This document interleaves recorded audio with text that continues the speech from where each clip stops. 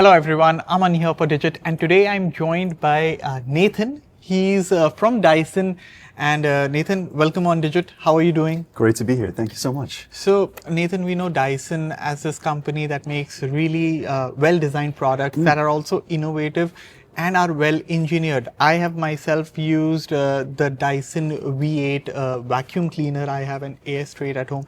So we'll jump right into it, things. So every Dyson product, starts with an idea.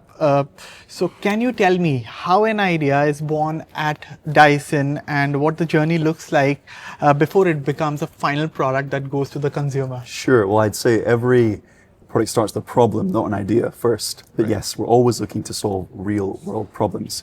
And I think a story or a product that I worked on was our dust illumination technology that you now see across most of our cord-free range, all about revealing hidden dust around your home. So that actually started inside our labs in the UK, in our new MPI labs, and where someone, after their kids' party, had brought in an enormous green laser, you might see shining around. And he said, hey, well, I noticed the particles in the air, the smoke, were illuminated when I saw we were shining this around. So what did? We took a hot glue gun, we hot glued it to a existing V8 cleaner head, all right. And then we all got on the floor and we said, oh, let's see if we can rotate this. And of course, when you got the angle just right, it would illuminate everything that was in front of it, even the hidden dust. And that was just the start. So then what happens? Well, it goes through prototype after prototype, iteration before it even leaves the lab. And we show it to our chief engineers and our founders, James and Jake. And then I think it really begins to pick up speed, where we put it into a kind of formal prototype. We take it to testing. And you've seen some of the most amazing labs we have here in Singapore, St. James, where we are really putting it through the paces in our own Dyson test methods that really look to mirror exactly what you'd find in the real home, from bashing to dropping it downstairs. And that's where we really refine it to get it ready for manufacture. And finally, the final product is the all floors cleaner head you see attached to our V16 right in front of us today. This looks amazing, Mike. Right. So a Dyson vacuum or a purifier looks simple from the outside, we can see all of those products, right? What's one piece of engineering inside these products that most people never realize is that incredibly complex? Yeah, there's many components to a Dyson purifier. We've got the amp, right, the air multiplier technology, and we've also got our impeller and our filter, right? And that impeller is incredibly important, right? That is what is attached to the motors, drawing in the air and really pulling it through the filter and through the amp. And the reason I bring that up is because also noise is more important than ever, right? In people's homes too, as well as getting that filtration, should we say, performance, right? It's a balancing act without drawing too much power. So our motors inside our fans and the specific rotating part, the impeller inside it, are incredibly carefully engineered. We have our computational fluid dynamicists in this building, as well as in our global development centers. I saw that. That are constantly refining that, and actually they're able to, push it further than ever with artificial intelligence, running through thousands of simulations to really make sure we are maximizing performance, minimizing acoustics, and making sure it's fit for homes. Perfect. So, as I've also seen it firsthand, today Dyson does everything from research to engineering and manufacturing. How do you make sure that all of this work translates into a product that performs seamlessly and reliably in someone's home, whether they're in Delhi, London, or any place in the world? Yeah, great question. And I think it starts off by a kind of fantastic team of not just designers and engineers, but also everyone across the entire supply chain, operations chain too. And once we've got the idea, once we've got the prototype, just like that cleaner head I was describing too, we of course put it through a rigorous development and test internally, right? From our verification to our validation, all the labs. But what's also really important is getting it into real world homes. So for example, with our spot and scrub AI robotic vacuum, that actually went through thousands of hours of user trials globally, right? From the US to even India and also Singapore here too. And even in our founder's own home, James Dyson, who uses it a lot to really make sure they're fit for real homes. All right.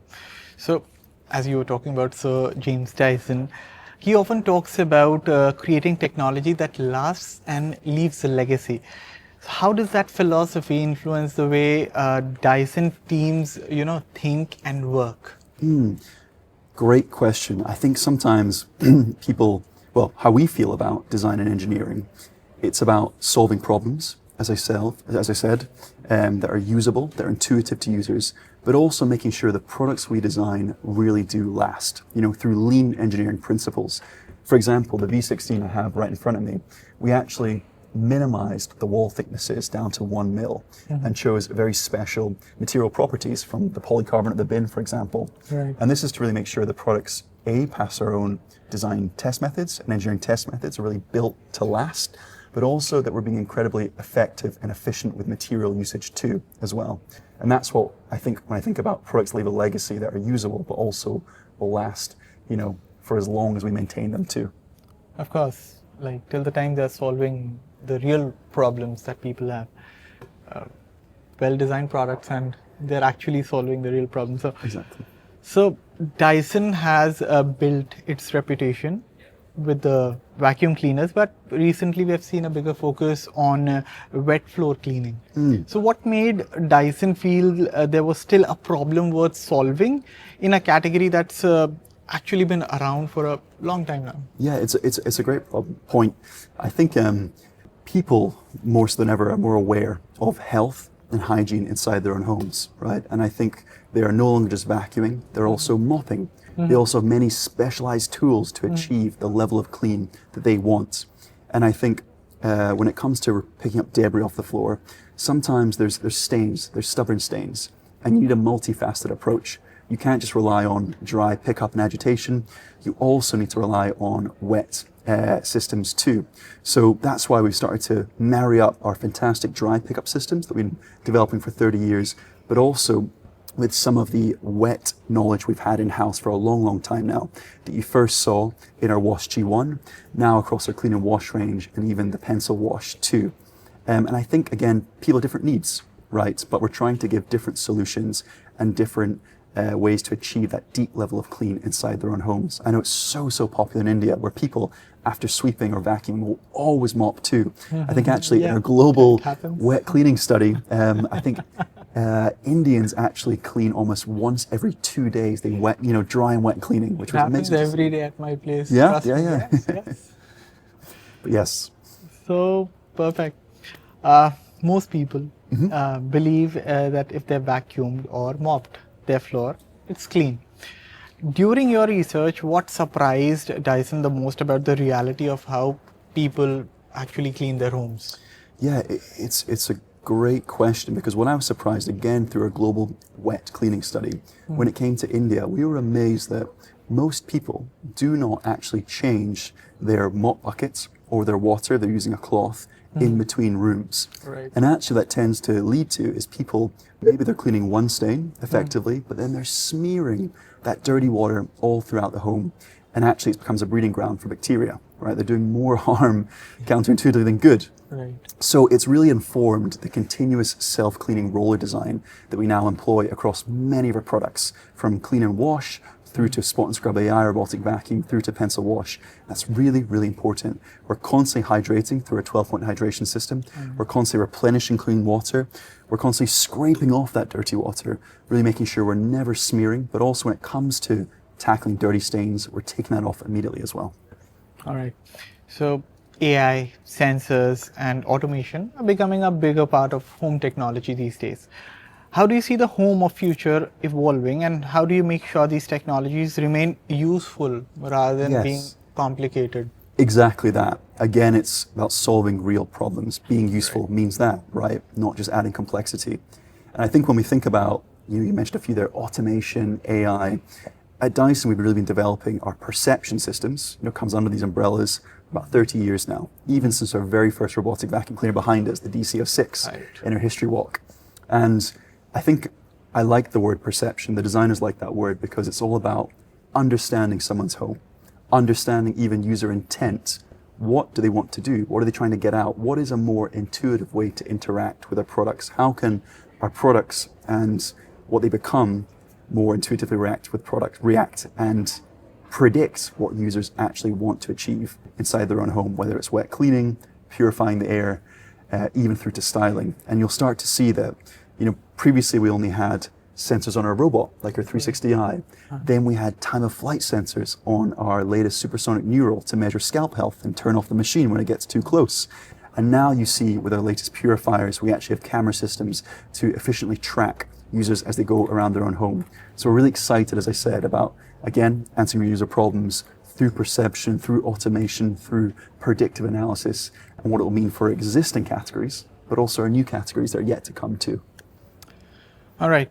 Looking ahead 5 to 10 years, what excites you most about the future of floor care and home technology, and what challenges do you think still need solving, and what should we look forward to from Dyson in 2026? Well, we can never comment on what we're cooking up in the labs or a future roadmap, but I think people are always looking for that deeper level of clean. And as I said, more so than ever, people are aware of health and hygiene inside their own homes. Right. And I think we're particularly excited about our latest pencil wash and even that pencil vac format, which I personally worked on.